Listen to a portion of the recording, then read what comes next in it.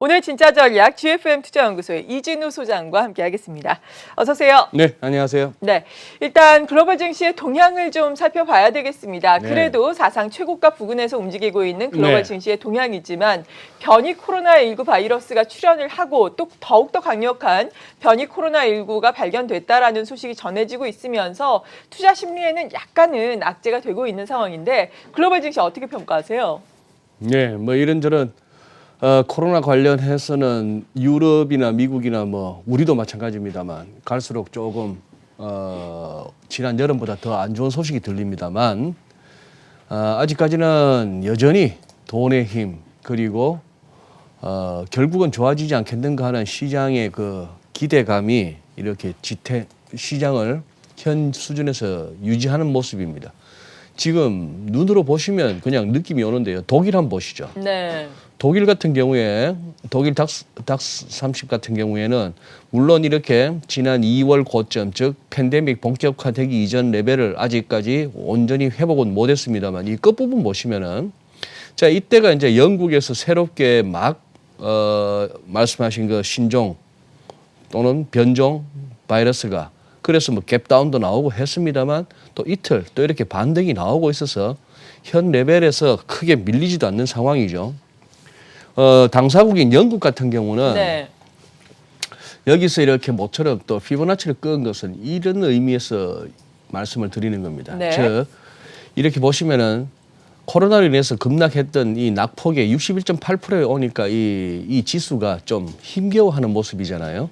이런 모습들은 뭐냐 하면은 우리 같은 개인 투자자들 분들 입장에서는 이런 시장이 어떻게 보면 더 뛰어들기가 몸담기가 편합니다. 즉 좀 차트대로 가주는 거. 네. 이런 레벨을 갖다가 쉽게 돌파한다기보다는 이런 데서는 좀 주춤하기도 하는 이런 모습들을 보여주는 게 어떻게 보면은 그거죠. 워낙에 유동성 하다 보니까 이 전통적인 어떤 뭐 기술적 분석이 전혀 안 통하고 또는 어떤 상식적인 야 이런 악재가 나온다면은 좀 시장이 조정받아야 되는 거 아니야? 이런 것들이 다 무색해지는 시장이 되다 보니까 그냥 아무 생각 없이 그냥 돈 태우고 세월만 보내면 되는 거야 라는 생각까지 들 정도로 네. 뭐 그런 세상이 되었습니다. 파운드도 보시면 이래요. 지금 묘하죠. 지금 이 화살표 있는 이 부분이 2016년 6월에 그때 이른바 영국에서 국민투표로 브렉시트 하자라고 결론 났을 때 파운드가 이렇게 약세를 갔던 그 흐름인데 뭐 지금 최근 들어서 파운드가 약세를 보이네 어쩌네 합니다만 지금 이런 일간이 아니고 월간입니다. 죄송합니다. 이거는 월간 차트인데 네. 뭐 거의 브렉시트 결정하던 레벨까지 올라와서 시장은 큰 영향을 안 받는 느낌. 미국도 보시면은 그냥 이제 이런 거예요. 지금 파이자의 그때 그 백신 개발 소식 이후로 한 단계 훌쩍 뛰어는 올랐습니다만 그 다음에 상승 속도가 상승폭이 그렇게 인상적이진 않습니다. 이렇게 그냥 무뎌진 상황이죠. 여기서 골드만삭스 같은 경우는 이렇습니다. 최근 들어 한 며칠 좋았는데 이게 지난주 나왔던 그 영향이죠. 연준에서 내년 1분기부터 주요 은행들 자사주 매입도 허용한다니까 그 재료에 올라갑니다. 또 하나 재밌는 거 보실까요? 최근 들어서 다우지수 30개 종목 가운데 30개 종목 가운데 하나인 나이키가 지수를 제법 끌어올렸는데요. 그렇죠. 나이키 월간 차트 보시면은 이건 무슨 뭐 언택트주도 아니고 빅테크주도 아니고 빵도 아닌데 걔들의 못지않은 모습입니다. 애플하고 뭐 뒤질 게 전혀 없어요. 얼핏 네. 보시면은 지금 여기 이 숫자는 지난 월요일 종가 대비입니다. 지난 월요일 종가 대비로 계산한 건데 3월 저점 대비 나이키만 하더라도 140% 올랐습니다. 애플도 지난 월요일자로 살펴보면은 3월 저점 대비 141%. 똑같네요. 예. 이러니 지금 이 시장에서 무슨 뭐 업종 분석, 종목 분석이 필요한가 싶은 정도예요. 무슨 뭐 언택트가 뭐가 없는 겁니다. 네. 다 가는 중이에요. 이제 테슬라 같은 경우에 이제 이번 주에 이제 본격적으로 그 S&P 500에 편입됐는데 그렇다면 이제 패시브 펀드 쪽에서 엄청나게 돈이 들어오지 않겠는가 하는 얘기죠. 아직은 그냥 그런 거 아직은 같아요. 뭐 폭발적이지는 않습니다. 다만 또 이제 어제 같은 경우에 CNBC에 또 어떤 애널리스트 나와서 너무 비싸다 이런 소리 하는데 이런 얘기하면 테슬라 주주분들은 싫어하시죠. 쟤도 테슬라 주식이 없나 보구나. 내지는 뭐 또 조정 못 견디고 팔았나 보구나. 배가 아파서 그러는구나. 이런 상황인가 본데 글쎄요. 11월 이후에 11월 들어서부터 50일 동안에 어제 나온 기사가 우리 국내 투자자들만 1조를 담았다는 거 아니에요. 네. 테슬라를. 뭐 이런 상황입니다.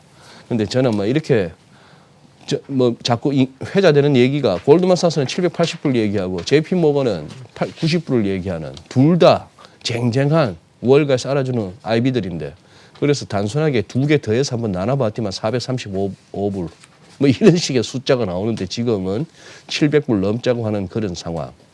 뭐 그렇게 지금 참 시장 상황이 뭐 요약하자면은 이런저런 악재들이 나온다 하더라도 전혀 밀리지는 않고 그렇다고 해서 팍팍 가자고 하기에는 그동안에 급등 피로감이 느껴지고 그런 정도의 시장 흐름입니다. 네, 나이키의 흐름이 상당히 인상적이었죠. 나이키는 네. 저렇게 가는데 우리나라의 또 OEM 업체들은 왜 못 가는지 모르겠네요. 갈 수 있기를 좀 바라겠습니다.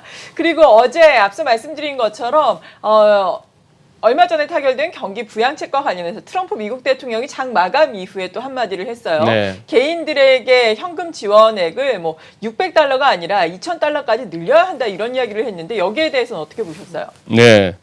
무슨 뭐 CNBC나 뭐 다른 주류 언론 매체 들어가 보면 트럼프 대통령이 또 어렵게 의회에서 합의에 이른 이 코로나 경기 부양책에 대해서 9천억 달러 규모 네. 또 비토를 거부권을 행사할 듯하다 이러면서 갖다 실은 사진이 이거예요. 트럼프 대통령 특유의 그 이미지 있잖아요. 자 그렇게 해서 왠지 사람들이 그 기사에 함께하는 그 사진을 보면서 저 영감 또 목리 부리는구나 하는 이미지를 갖게끔 하는 게 주류 언론들의 어떤 이미지 조작입니다. 근데 지금 트럼프 대통령은 또 트윗을 본인이 올렸고 그게 짧은 동영상까지 올렸는데 그 내용을 보자면 이런 식입니다. 거의 5,000페이지가 넘는데요. 법안이. 예. 법안이 5,000페이지가 넘어서 트럼프 대통령은 그렇게 얘기하더만요. 의원들 중에 한 명도 이거 제대로 읽은 놈 없을 거다. 아, 너무 방대해서. 네. 네. 이제 본인도 그 5,000페이지를 어떻게 다 읽겠습니까? 참모진들이 요약해서 했는 거겠죠. 그러겠죠. 그런데 말은 코로나 그 이전에 민주당이 그동안에 얼마나 이 법안 처리하자는 데 질질 끌어왔느냐. 안 하고 이런저런 무슨 뭐 주 정부, 지방 정부 돕자는 이런 소리 한다. 그러다가 막상 하자니까 또 안 하려고 해놓고는 겨우겨우 했는데 보니 이게 말이 코로나 법안이지 코로나하고 상관없는데 돈이 너무 많이 나간단 말입니다. 뭐 캄보디아 버마 지원금 뭐 몇천억 달러, 1억 몇천만 달러, 무슨 뭐 스미소니안 박물관 지원금에 무슨 거기에도 10억 달러. 네. 우리 돈 조가 넘어요. 뭐 이런 식으로 얘기하면서 그렇고 하는 얘기가 그겁니다. 뭐 600불을 준다고? 그런데 불법 처리자들한테는 1,800불을 준다고? 아, 네. 뭐 이런 식으로 나오니까 지금 제 메시지는 그겁니다. 저도 그 법안 5,000페이지가 넘는 그 법안을 어떻게 다 받겠습니까만 우리가 주류 언론에서 미국 주류 언론들이 말하는 이렇게 심술 부리는 트럼프 대통령의 표정과 함께 올리는 그런 기사들보다는 트럼프 대통령이 그럴만도 하다 하는 부분을 한번 살펴볼 필요가 있는 거죠. 코로나 법안이면 코로나 부양이면 진짜 코로나 관련해서 필요한 데 써야겠다는 얘기인데 그런 식의 그겁니다. 그래서 저 부분은 지금 저게 말씀드린 그 본인이 올린 그 동영상이에요. 네. 트위터나 유튜브에 관련해서도 보면 이렇게 자막까지 처리된 게 있어서 한번 살펴보실 필요는 있습니다. 네, 그렇군요. 그리고 최근에 비트코인 가격이 많이 네. 올라서 여러분 관심이 있을 텐데 비트코인 하면은 또 뭐 리플, 이더리움 이런 거 많이 생각을 예. 하시는데 미국의 증권거래위원회가 이 리플 판매해온 리플랩스 그리고 이 회사 창업자를 대상으로 투자자 보호 규정 위반 혐의로 또 법원에 이 소송을 제기했다면서요. 네. 이러한 부분이 가상화폐의 최근 랠리에 제동을 걸진 않을까요? 어떻습니까, 현재에서? 분명 뭐 가상화폐 비트코인을 제외한 우리 시청자 여러분들 뭐 하다못해 우리나라 비썸 같은 데 들어가시든지 아니면 뭐 한 30개 가까이 막 나옵니다. 예. 예. 누가 어떻게 만든 건지 맞아요. 사실 실체를 실체를 네. 뭐 비트코인이야 무슨 뭐 정확하게 누가 만드는지도 아직도 베일에 가려져 있고 무슨 뭐 블록체인 기술 해서 우리 일반인들이 아무리 이해하려고 해도 어려운 그런 개념까지 나오면서 뭔가 좀 희소성이 있는 듯이 뭐 보이기도 하고 하는데 나머지 것들은 그냥 내가 뭐 하나 만들어서 해가지고 지금까지 또 하나의 튤립을 하나 올릴게 이 네. 튤립 갖고 우리 그냥 이거 하자 하는 그 게임이었습니다. 사실 엄밀하게 말씀드리면 자, 이 얘기죠. 지금 이제 CNBC 기사인데 이 XRP 이게 이제 리플이잖아요. 말씀하신 대로 이더리움과 리플까지 해서 비트코인과 더불어서 3대 암호화폐, 가상화폐 이렇게 얘기를 해왔습니다. 네. 자, 뭐 이렇게 우리 흔히 보는 비트코인 그 이미지 비슷하게 리플은 이렇게 되는데 이 친구는 현재 CEO랍니다. 이 친구가 하는 말이 이 미국 정권거래위원회 이 소송은 어쨌거나 크립토커런시 시장에 좀 타격을 줄 것 같다 이런 얘기인데 제가 봐서는 이 친구나 별 차이 없습니다. 김선달, 예, 보기 김선달. 주인 없는 네. 대동강 한 팔아먹어볼까 하는 김선달이나 별 차이 없는데 이 표현이죠. Sale of Unregistered Security. 이거 화폐 아니란 얘기입니다. 정권거래위원회에서는. 이거는 그냥 증권인데 그냥 이거 등록되지도 않고 뭐 근거도 없이 그냥 팔았다 이런 얘기입니다. 그런 얘기인데 그랬더니만 한번 보시죠. 리플 가격 한번 보세요.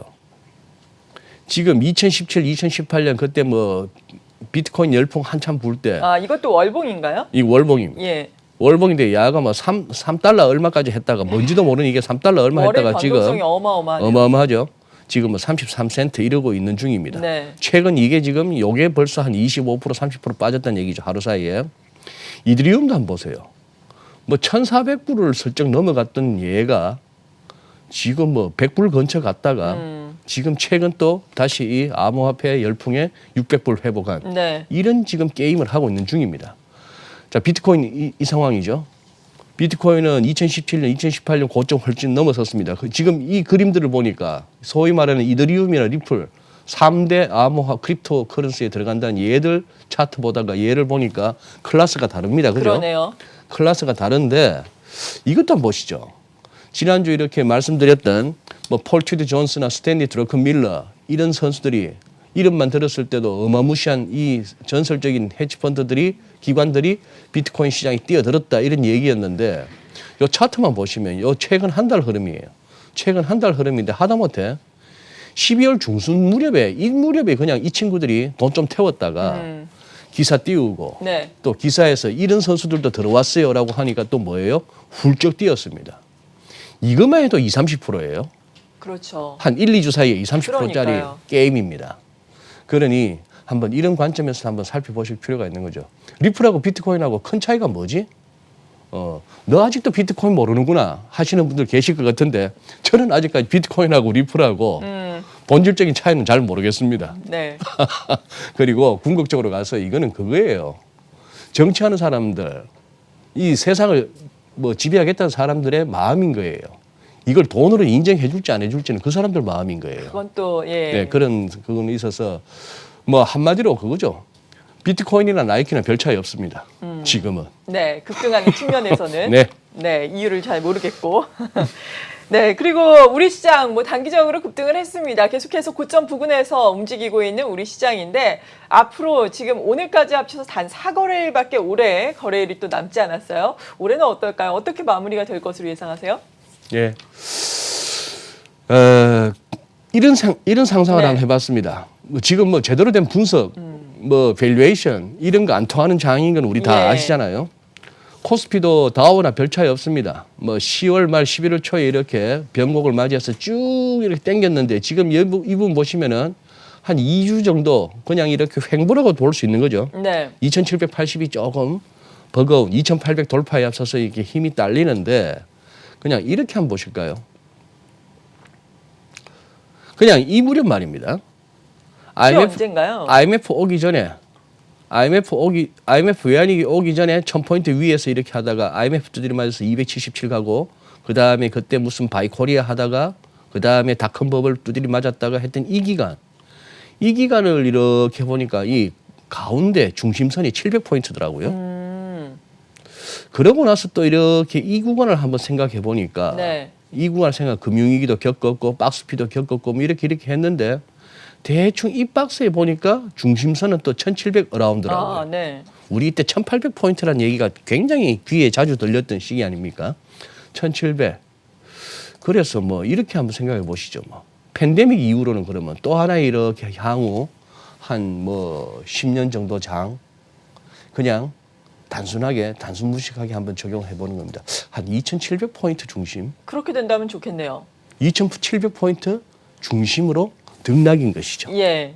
좀 여기서 고점을 그러면 높여 이제 나가면서. 3000 위로 300 예. 하면 3000 밑으로 300 하면 2,400? 뭐 이런 식의 어떤 흐름이겠죠. 네. 이제 그래서 3,000포인트 시대를 갖다가 노려보는 그 과정에서 중간중간 어떻게 시장이 원웨이가 일방적인 방향으로만 가겠습니까? 그런 식으로 한번 생각을 해보겠는데 지금 이렇게도 한번 생각해 보시죠. 좀 전에 그 차트 다시 한번 보여주신다면 네. 우리 투자자분들이 국내 투자자분들이 정말 조심해야 될 경우는 이 상황인 것입니다. 월간 차트에서조차도 이 RSI가 이렇게 과열, 과매수 국면이라고 해서 조금 색깔도 칠해지면서 뭔가 좀 조심합시다라는 신호를 보낼 그 무렵 가서는 진짜 랠리를 즐기더라도 조심하면서 즐겨야 되는 그런 상황이죠. 아직까지는 우리는 조금은 더 여유 있다 하는 식의 그런 상황입니다. 그러니 아마 2,800 넘어서서 뭐 3,000도 한번 트라이 해보자 하는 게 바깥에서만 도와준다면 뭐 이런 생각. 바깥에서 안 도와주면 우리 개인 투자자들의 힘만으로도 한번 해보겠다. 지금은 그 정도 어떤 뭡니까 그 투지가 느껴지는 상황이잖아요.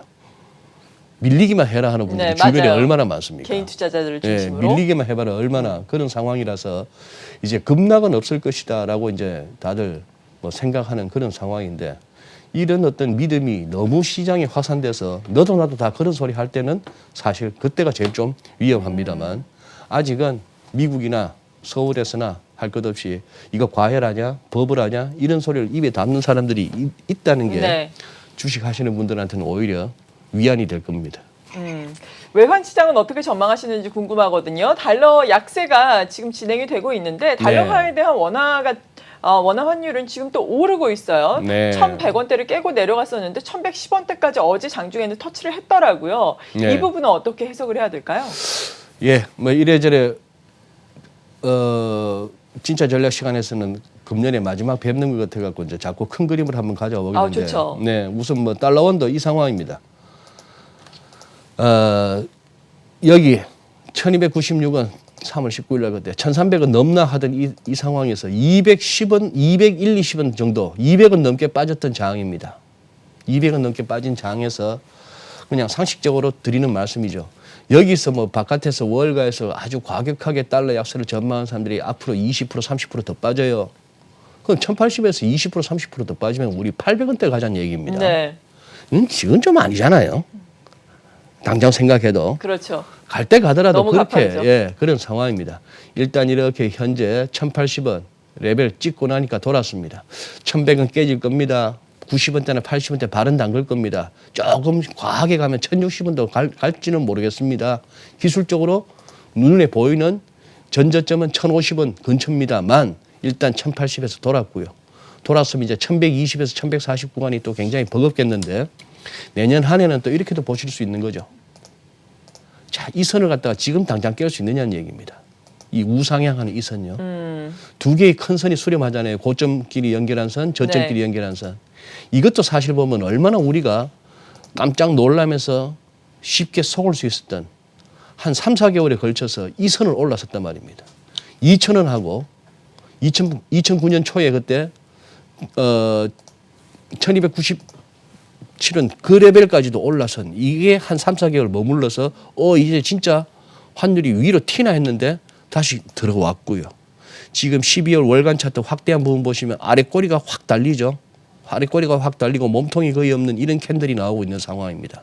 이런 상황이라면은 여기서 그래도 가장 뭐 합리적인 어떤 전망이라면 당장 이 선이 깨지기에는 좀 이르다 하는 생각을 가질 만합니다. 이 안에서 당분간 또 시장 방향성을 정해야 될 것 같습니다. 네, 지금까지 GFM 투자연구소의 이진우 소장과 함께 시장 주변 환경 그리고 큰 그림을 중심으로 그려봤습니다. 고맙습니다. 네, 감사합니다.